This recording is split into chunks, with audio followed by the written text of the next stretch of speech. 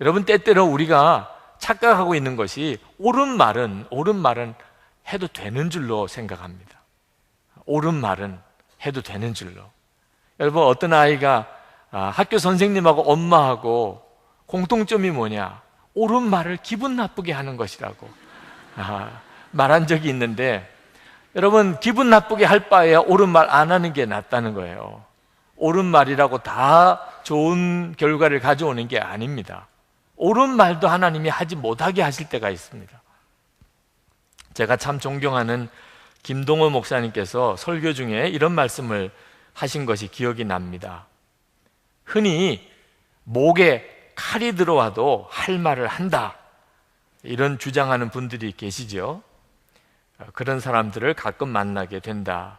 교회에도 그런 분이 있다. 그런 분은 대개 옳은 말과 바른 말을 한다. 나는 그런 분들이 교회에 꼭 있어야 한다고 생각을 했다.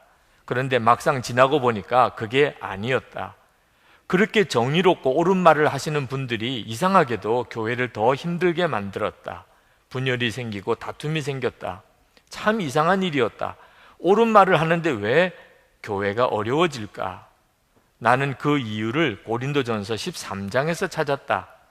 우리가 천사의 말을 한다고 해도 사랑이 없으면 아무것도 아니라고 말씀하고 있다.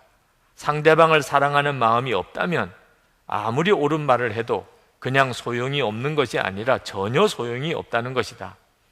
외과 의사는 어떤 면에서 참 잔인하다. 몸에 악성 종양이 발견되면 단호하게 칼로 잘라낸다. 그렇게 하지 않으면 종양이 더욱 커져서 환자의 생명을 위협하기 때문이다. 그런데 의사는 칼로 째기만 하는 게 아니다. 의사들은 짠 후에 반드시 그것을 꿰맨다. 째는 시간보다 꼬매고 아물도록 치료하는데 더 많은 시간과 정성을 쏟는다. 그런 과정이 있기 때문에 환자는 치료가 되는 것이다. 목에 칼이 들어와도 할 말을 하는 사람들은 어찌 보면 외과 의사와 같다. 옳지 못한 것을 보면 칼을 들어 서슴없이 잘라내는 것이다. 여기까지는 의사와 같은데, 그런데 다른 것은 찔 줄만 알지 싸맬 줄을 모른다는 것이다. 꼬매고 치료할 줄을 모른다. 목에 칼이 들어와도 할 말은 하는데 그 다음에 싸맬 줄을 모르면 결과는 살리는 게 아니라 죽이는 게 되는 것이다. 그런데도 정작 당사자는 그것을 모르는 게 문제다. 내가 틀린 말을 했나? 이렇게 생각한다. 틀린 말을 한 게 아니라 맞는 말을 한 것은 사실이다.